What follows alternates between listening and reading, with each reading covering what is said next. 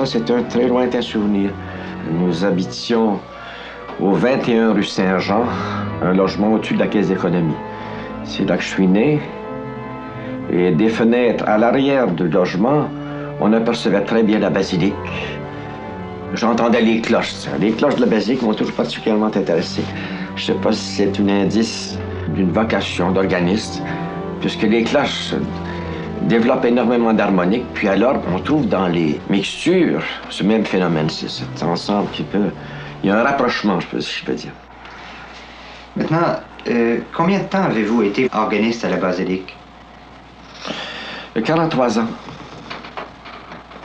J'ai été nommé exactement le 23 novembre 1915, au moment où mon père, après 39 ans de service, donnait sa démission.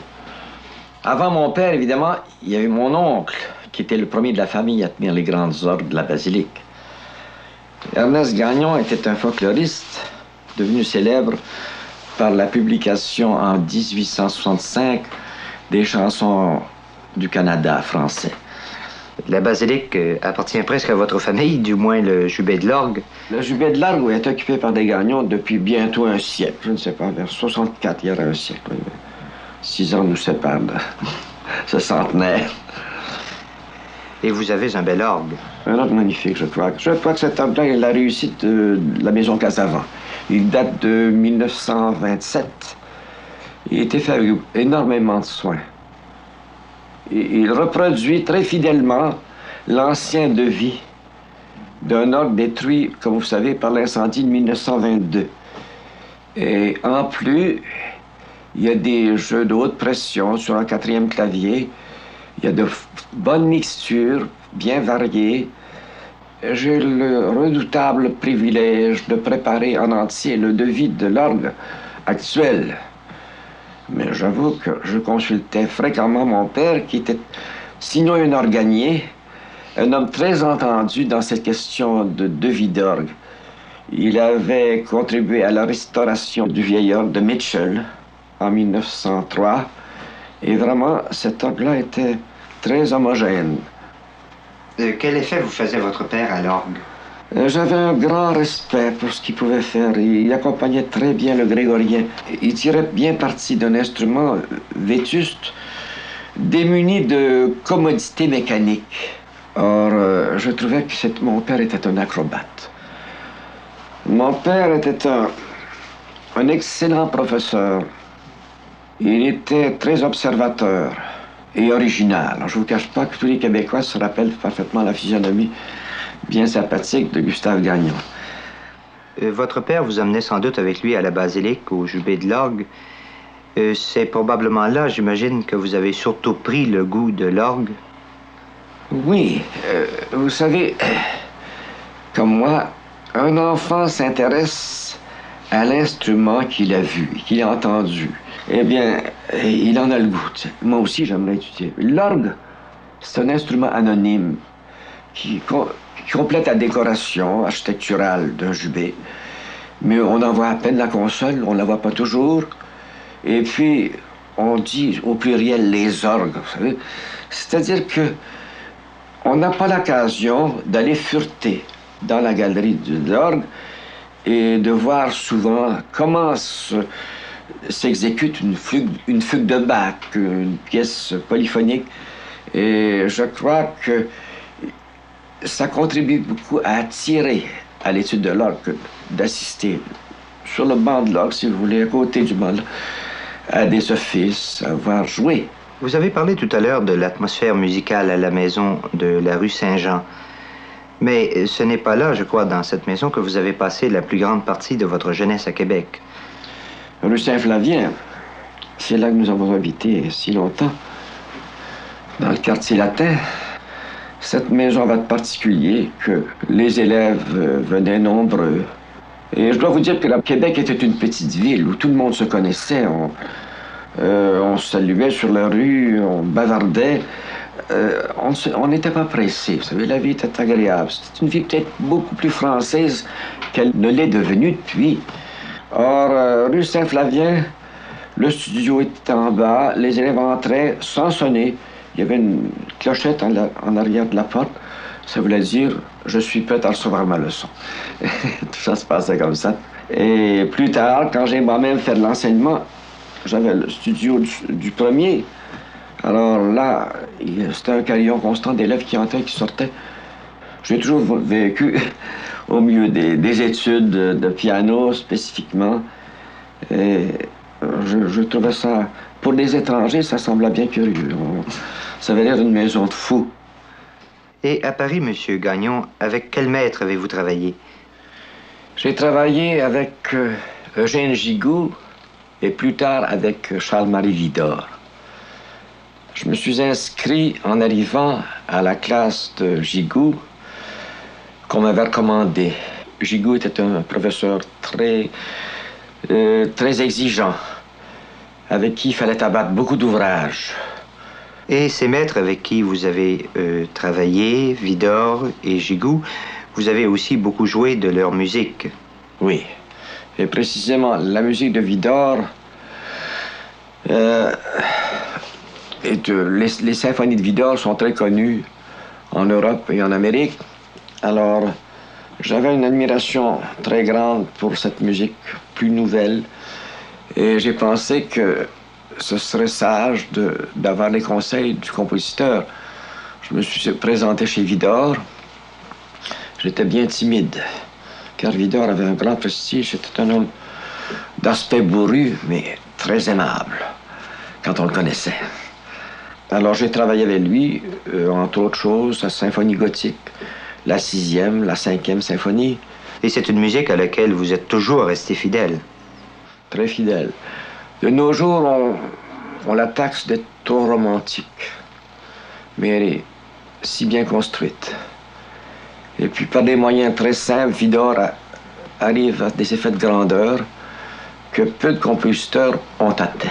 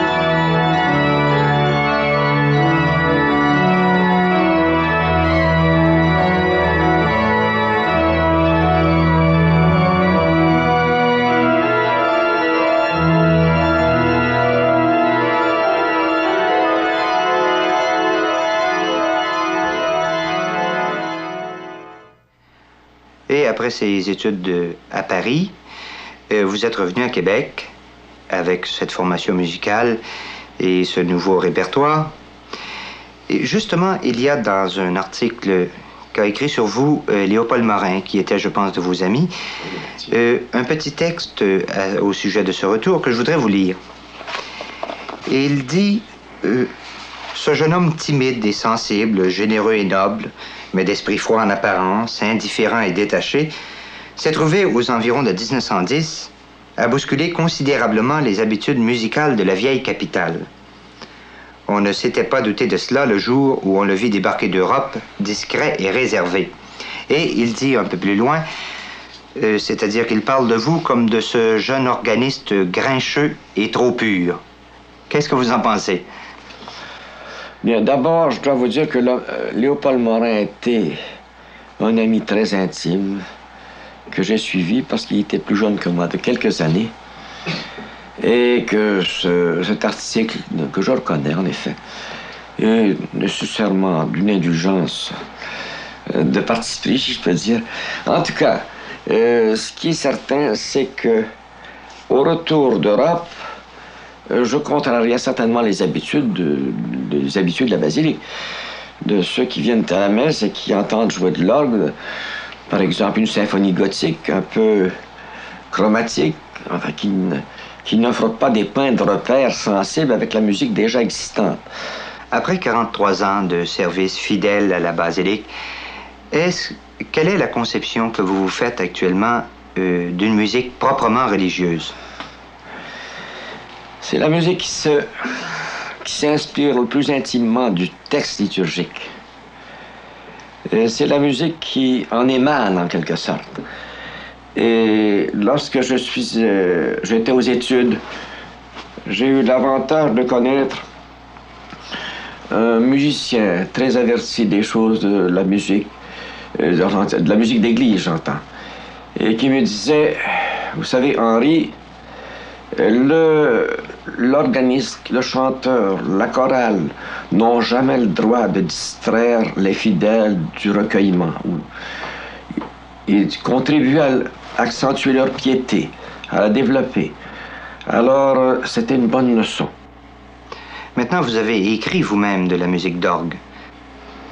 Si peu. Tout ça, c'est assez modeste, je veux vous dire. J'ai fait des antiennes d'orgue, des petits préludes. Mais, en somme, il n'y a pas lieu d'en parler. Est-ce que vous pourriez me dire pourquoi vous n'avez pas écrit plus de musique? C'est bien simple. Un vrai compositeur est comme un pommier qui produit des pommes. Et puis, c'est un besoin, pour un compositeur, c'est un besoin impérieux d'écrire. Or, ce besoin n'est pas impérieux chez moi. Il a existé, mais j'avais un peu la tendance à fignoler, à reprendre, à couper, à retrancher. Finalement, c'est comme un bouillon qu'on a oublié trop longtemps sur le feu. Justement, M. Gagnon, j'ai ici le texte d'une des choses que vous avez écrites pour l'orgue, une antienne, et j'ai constaté qu'elle s'inspire très nettement de la musique grégorienne. Faites voir, où avez-vous pris ça? J'ai trouvé ça à la console de l'orgue l'autre jour, vous l'aviez oublié. C'est ça. Oui, c'est exactement une petite paraphrase sur l'Alléluia de la fête de Saint-Michel. Ré, sol, fa, la, sol, mi, fa, ré, fa, sol, la, sol, do, si, la, sol. Ça, c'est le début.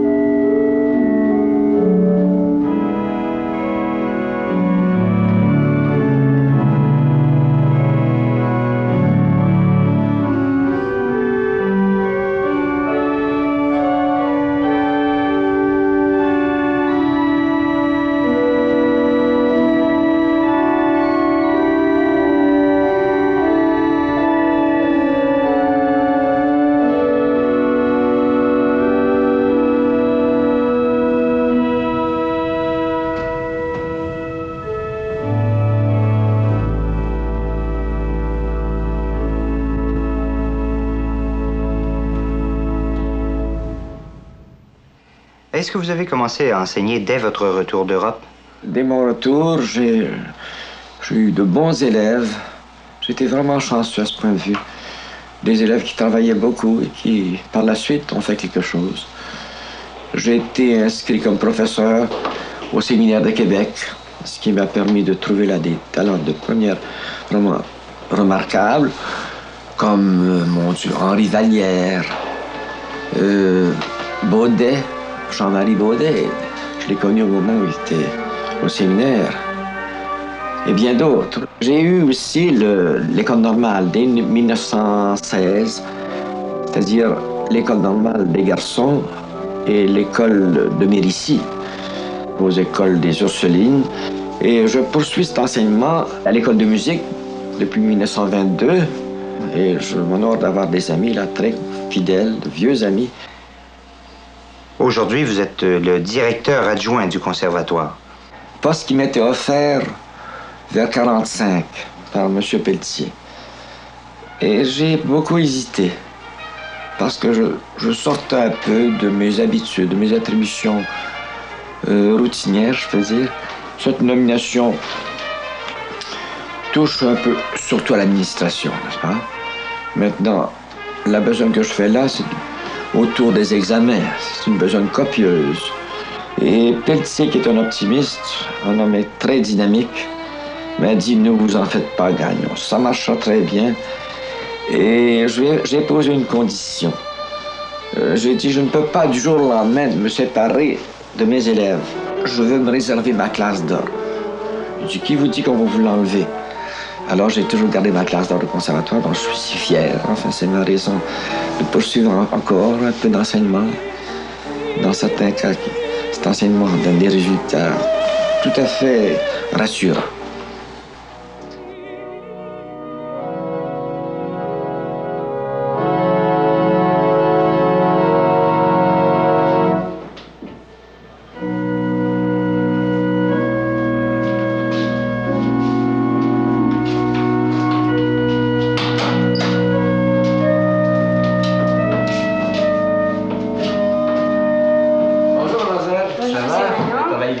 Ah oui?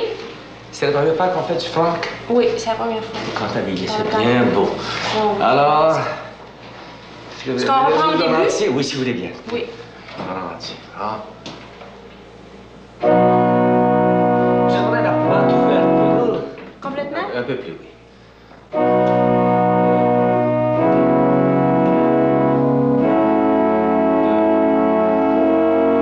Respirer. C'est ça.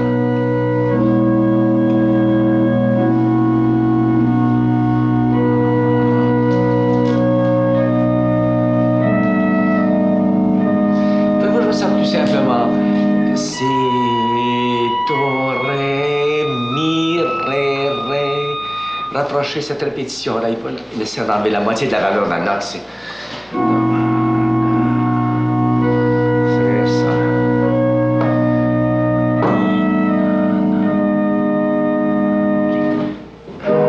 Mouvement.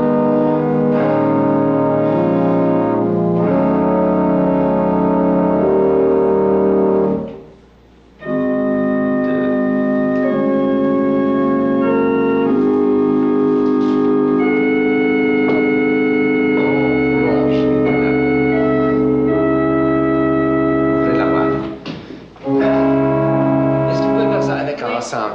Prenons cette phrase-là, puis attaquez bien les deux mains, les pieds, tout ça, ça te fait